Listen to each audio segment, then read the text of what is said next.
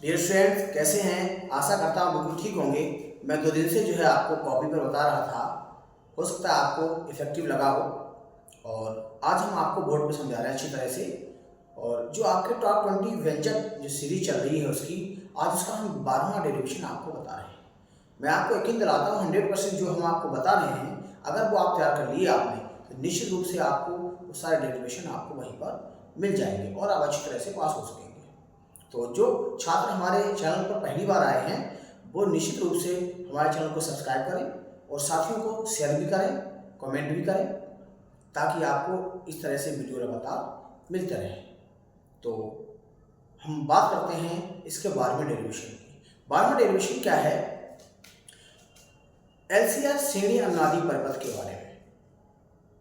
LCR श्रेणी अनुनादी परपथ को हम क्या कहते हैं? बोल्टता अनुनादी परपथ भी कहते हैं। कारण क्या है वो हम आपको बाद में बताएंगे। पहले हम बात करते हैं किसकी? एलसीआर श्रेणी अनुनादी परपथ। तो इसमें क्या होता है इसकी हेडिंग देखते हैं। सबसे पहले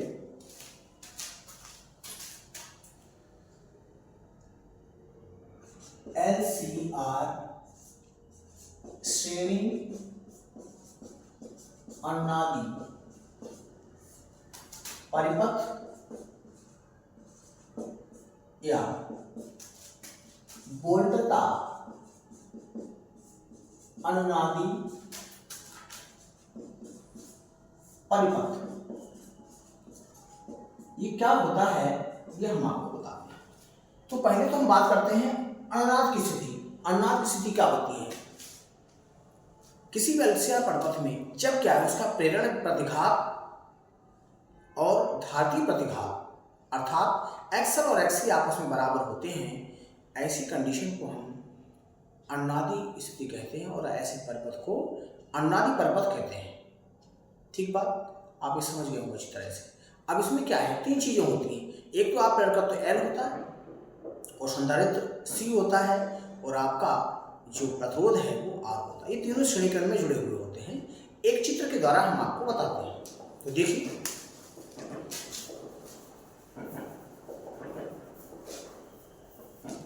यहां से एक चित्र द्वारा हम आपको इसको बता रहे हैं। यहां पर देखिए एलसीआर, सबसे पहले एल यानी कॉइल लगी हुई इसमें, इस तरह से कॉइल, सी संधारित्र हो गया, इसके बाद आर प्रतिरोध हो गया। ये तीनों क्या है? श्रेणीक्रम में जुड़े हुए हैं और फिर इसके बाद में एक प्रत्यावर्ती धारा स्रोत से जुड़े हैं। प्रत्यावर्ती धारा स्रोत से, तो ये प्रत्यावर्ती धारा स्रोत का जो वोल्टेज है V बराबर V0 साइन ओमेगा टी इस तरह से दिया जाता है। ठीक बात। अब यहां पर जो है यहां से धारा ऐसे प्रवाहित होगी इस तरह से। तो ये हो गया आपका प्रेरकत्व L हो गया, संधारित्र C हो गया और प्रतिरोध R हो गया। ठीक है। अब आप देख रहे हैं इसके सिरे हैं, एक यहां पे मान लीजिए ये सिरे सारे जुड़े हुए हैं आपस में, LCR A V C D मान।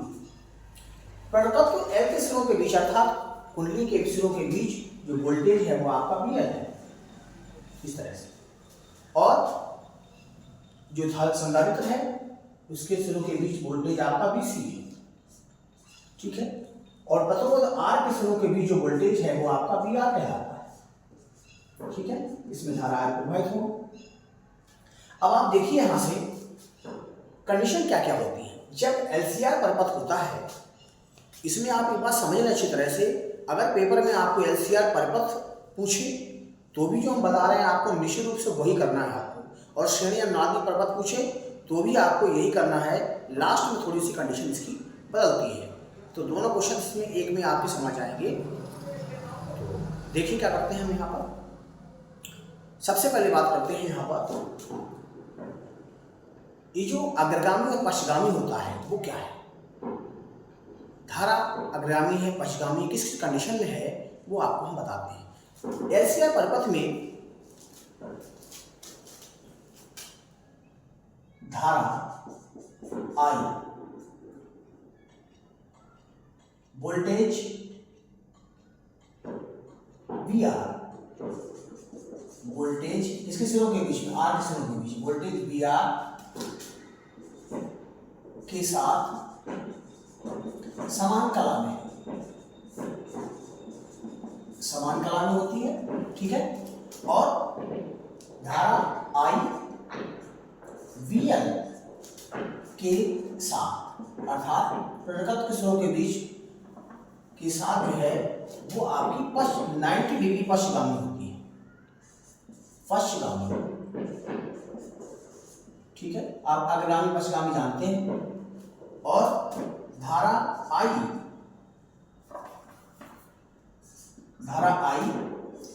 किसके साथ में, बीसी के साथ कला में 90 अंश कैसी होती है, अग्रगामी होती है। एल में पश्चिमगामी और इसमें सी में आपको क्या है, अग्रगामी होती है, ठीक बात। तो अब यहां पर हम वोल्टेज की बात करते हैं। वोल्टेज किस तरह से परिपथ का होगा, हमें आपको पता है अच्छी तरह से कि टोटल वोल्टेज आपका V है, ठीक। ये क्या होगा, यही 3 भागों में बटा हुआ है, VL, VC और VR में।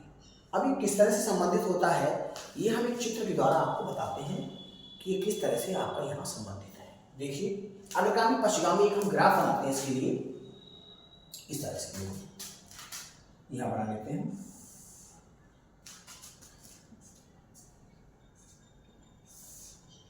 यहाँ पर धारा आई ये हो गई और आपका जो वोल्टेज है VR, दोनों समान कला में, इनको हम एक डायरेक्शन में दिखाएंगे। इधर ये आपका BL है, ये आपका BC है। हमने क्या बताया कि धारा क्या है, 90 डिग्री पश्चिमगामी होती है, किससे, BL से। 90 डिग्री इसमें क्या है, ये आपका कलांतर हो गया 90 डिग्री। इधर क्या है, धारा इसमें क्या है, BC के साथ 90 डिग्री क्या है, अग्रगामी है। अग्रगामी है, इसका मतलब वोल्टेज क्या है, पश्चिमगामी होगा। तो पश्चिमगामी होने की वजह से इसको नीचे दिखाया है, ये 90 डिग्री नीचे पश्चिमगामी होगी, ठीक है। अगर इनका हम दोनों का परिणामी निकालें तो इस डायरेक्शन में इस तरह से आप VL अंतर VC कह सकते हो। कभी वोल्टेज ये भी ज्यादा हो सकता है, किताबों में कहेंगे VL माइनस VC दे रखा है, वो भी आपका ठीक है, लेकिन आप इस तरह से यहाँ पर ये अंतर ले सकते हैं, ठीक। अब देखिए, इसका जो VL अंतर BC और VR का जो परिणामी है वो हम मान लीजिए, यानी कुल वोल्टेज क्या है आपका V है और वो V है इस तरह से, और ये कलांतर इसका फाई, यानी कि धारा I के साथ जो परिणामी वोल्टेज है उसके बीच कलांतर कितना है, फाई है। तो अब देखिए इसको हम किस तरह से यहाँ पर करते हैं। कुल वोल्टेज की बात करें, वोल्टेज हमारा कितना है, V है। अगर हम त्रिभुज के रूप में देखें, देखो तो यहाँ पर समकोण त्रिभुज बन रहा है इस तरह से, इसको O ले लो, तो इस तरह से OB और इस तरह से लंब दिया हुआ है, तो क्या है, ये कर्ण बन गया। कर्ण बराबर क्या, कर्ण का स्क्वायर बराबर लंब का स्क्वायर प्लस आधार का स्क्वायर, ठीक है। ये आधार का स्क्वायर प्लस लंब का स्क्वायर। तो देखिए इस दिशा में जो इसकी जो मान है वो VL अंतर BC है, तो इधर इसका मान भी VL अंतर BC के बराबर होगा, या VL माइनस BC के बराबर होगा। ऐसे ही यहाँ पर देखिए आधार तो आपको दिया ही हुआ है VR के बराबर। तो परिपथ का परिणामी वोल्टेज, परिपथ का परिणामी विभवांतर या वोल्टेज कह सकते हैं, विभवांतर V स्क्वायर बराबर क्या हो जाएगा आपका, VR स्क्वायर प्लस VL अंतर VC का होल स्क्वायर, ठीक है। तो यहां से हम क्या करेंगे, इनके साथ तो मान रख देंगे, कैसे, V बराबर आई आर होता, यानी कि VR बराबर हो जाएगा आई आर क्यू, ठीक। VL क्या है, IXL। एक्सएल क्या है, यहाँ पर प्रेरण प्रतिघात है जो प्रतिरोध जैसा ही काम करता है। और VC बराबर क्या है, IXC, ये आपका धात्रीय प्रतिघात कहलाता है। ये सारे मान यहाँ रख दीजिए, तो ये V स्क्वायर बराबर हो जाएगा आपका I square R square plus IXL difference I X C का होल स्क्वायर। ठीक है, इसमें से हम आई कॉमन लेंगे तो आई स्क्वायर बाहर निकलेगा, अर्थात वी स्क्वायर, यहाँ आई स्क्वायर कॉमन हो जाएगा दोनों में, तो ये आएगा आपका आर स्क्वायर प्लस एक्सएल अंतर एक्सी का होल स्क्वायर। इस तरह से ये आई स्क्वायर इसके बटे में ले आओ तो बी स्क्वायर अपॉन में आई स्क्वायर बराबर आर स्क्वायर प्लस एक्सएल अंतर एक्सी का होल स्क्वायर। ठीक है, तो यहां से क्या करेंगे, हम वर्गमूल ले लेंगे इसका, तो b अपॉन आई बराबर क्या होगा आर स्क्वायर प्लस एक्सएल अंतर एक्सी का होल स्क्वायर। इस तरह से स्क्वायर रूट हो जाएगा। अब b अपॉन आई क्या, कुल वोल्टेज यानी विभवांतर आपका b है, कुल धारा आपकी i है। जब परिपथ में एक से अधिक आपके मान लगे हुए हों, प्रतिरोध लगे हुए हों, तो वहां पर उस परिपथ का प्रतिरोध नहीं कहा जाता, बल्कि क्या कहा जाता है, प्रतिघात किया जाता, प्रतिबाधा कहा जाता है। जब बाधा के ऊपर बाधा लगी हो यानी प्रतिबाधा होगी, जब एक से ज्यादा प्रतिरोध किसी परिपथ में लगे होते हैं तो उसे के पूरे परिपथ का जो प्रतिरोध है वो आपका प्रतिबाधा कहलाता है, और वो आपके कुल वोल्टेज और कुल धारा के अनुपात के बराबर होता है। अर्थात ये बी अपॉन आई जो है क्या कहलाएगा, परिपथ की प्रतिबाधा है, परिपथ की प्रतिबाधा Z होगा, Z बराबर बी अपॉन आई।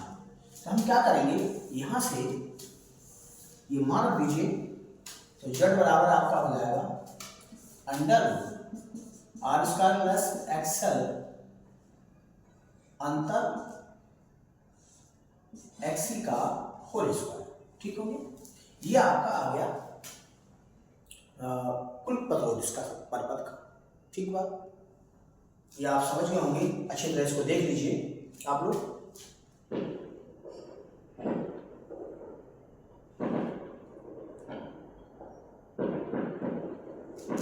ठीक है, ये प्रतिबाधा आपकी आ गई यहां से यहां तक। अब बात करते हैं कलांतर। एलसीआर परिपथ जब श्रेणी अनुनादी की स्थिति में होगा तो उसका कलांतर क्या होगा, ये बात हम आपको अभी बताते हैं। तो कलांतर के लिए सबसे पहले बात करते हैं, देखो कलांतर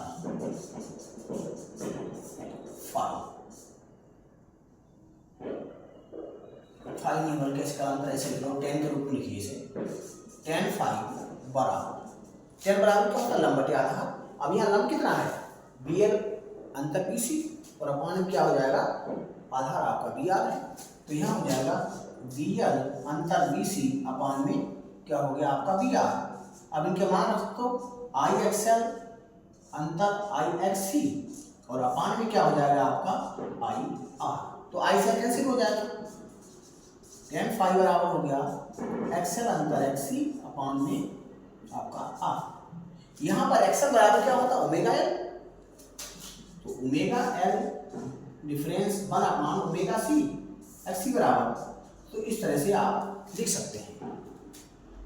तो ये पूरा एलसीआर परिपथ यहाँ हो गया। अब श्रेणी अनुनादी परिपथ की स्थिति क्या है, हमने आपको बताया था जब एक्सएल और एक्सी क्या है, अर्थात प्रेरण प्रतिघात और धात्रीय प्रतिघात दोनों अगर बराबर हैं तो ऐसी स्थिति में परिपथ को अनुनादी परिपथ कहा जाता है। तो अनुनाद की स्थिति में क्या होगा, यहाँ पर धारा का जो मान है वो अधिकतम होगा और प्रतिरोध का मान शून्य यानी बहुत कम होगा, न्यूनतम होगा, और वो मान जो है वो परिपथ के साधारण प्रतिरोध R के बराबर होगा। तो देखिए यहाँ से हम क्या करें, अनुनाद की स्थिति में, अनुनाद की स्थिति में, अनुनाद की स्थिति में क्या होगा, एक्सएल बराबर आपका एक्सी। ठीक, तो यहां से मान दीजिए ये क्या हो गया, एक्सएल बराबर ओमेगा एल, ये हो गया 1/, ओमेगा सी, तो ये ओमेगा स्क्वायर बराबर हो जाएगा 1/, एल सी। तो ओमेगा बराबर क्या हो गया यहाँ से 1/√, एल सी। आप देख लीजिए इसको अच्छी तरह से।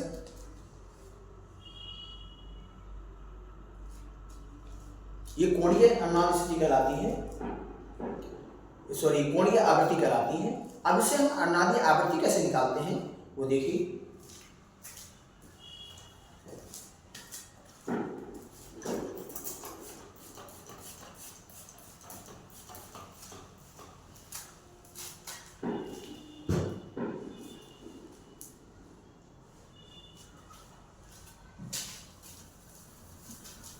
इसमें बहुत ही आसान तरीके से हम आपको बताएंगे कि अनुनादी आवृत्ति किस तरह से, आप देख सकते हैं इसको तब तक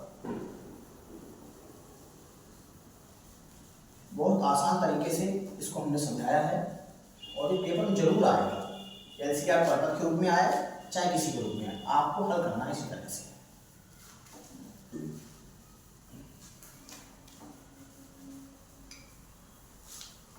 बहुत आसान तरीके से हम आपको बताएंगे।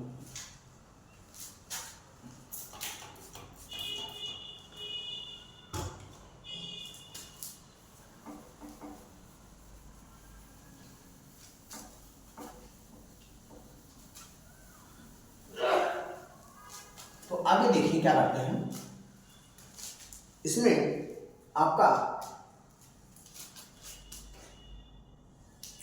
अनुनादी आवृत्ति देखिए यहां से क्या होगा, हम जानते हैं एक परिपथ की आवृत्ति क्या है, एफ है। तो आप जानते हैं ओमेगा बराबर 2πn होता है, या ये कह सकते हैं 2πf है। तो यहां से परिपथ की जो आवृत्ति है क्या हो जाएगी आपकी, ओमेगा बराबर 2πf। यहां मान दीजिए से, तो क्या होगा,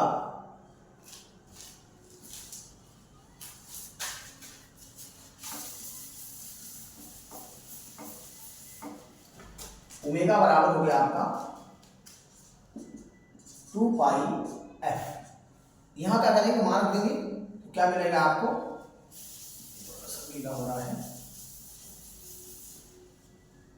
तो यहां से ये मान आपके ओमेगा बराबर होगा 2πf। यहां रख देंगे तो क्या हो गया, 2πf बराबर हो गया 1/√LC। ठीक हो गया। तो f बराबर क्या हो जाएगा, f बराबर हो गया यहां से 1/2π√LC। ठीक है, तो ये आपकी आवृत्ति हो गई। अब अनुनादी आवृत्ति की स्थिति में क्या है, अनुनादी की आवृत्ति की स्थिति में क्या होगा, जो धारा का मान है वो अधिकतम होगा, अर्थात वहां पर जो आपकी आवृत्ति होगी, जब धारा का मान अधिकतम होगा उस समय जो आवृत्ति होगी वो आपकी अनुनादी आवृत्ति कहलाती है और उसे हम FR से प्रदर्शित करते हैं, उसे FR से प्रदर्शित करते हैं। तो FR बराबर हो जाएगा √, इस तरह 1/2π√LC। ये आपके अनुनादी आवृत्ति होगी। अब यहां पर कंडीशंस होती हैं, अगर हम धारा और किसके बीच में, अनुनादी आवृत्ति के बीच में ग्राफ खींचते हैं तो क्या स्थिति बनती है और किस कंडीशन में उसका मान क्या होगा, ये हम आपको बताते हैं। देखिए पहले आप इसको देख लें सही से।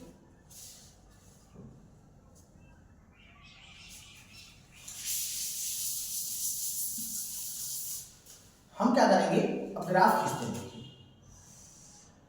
अनुनादी आवृत्ति और धारा के बीच में, ये तो आपका हो गया आवृत्ति और इधर हो गया आपकी धारा। ये धारा आपकी आई इस डायरेक्शन में हो गई, इस तरह से। अब इसमें ग्राफ खींचते हैं तो ग्राफ में इस तरह से प्राप्त होता है, ऐसे करके देखिए ऐसे। और यहां पर जो ये मान आप देख रहे हैं,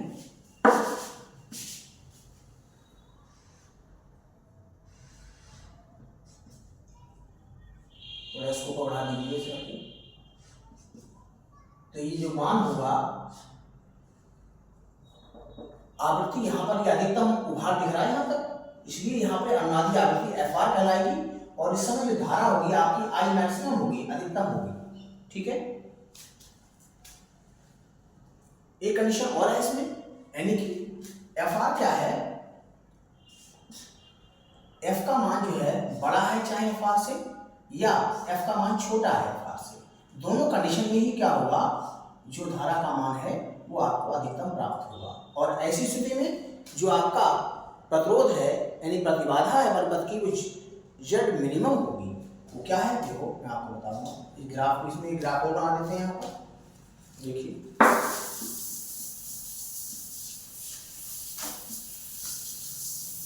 यहाँ पे ग्राफ बनाते हैं, देखिए, और इसका दूसरा इस तरह से, ये ग्राफ ऐसा है।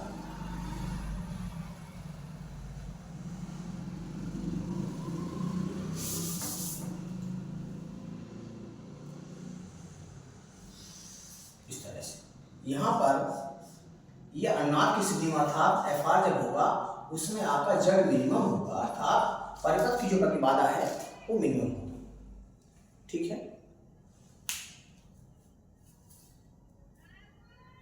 ये दो ग्राफ इस तरह से पेपर में भी पूछ सकते हैं कि अनुनादी आवृत्ति और धारा के बीच में ग्राफ खींचिए, तो आपको ये भी बताना होगा।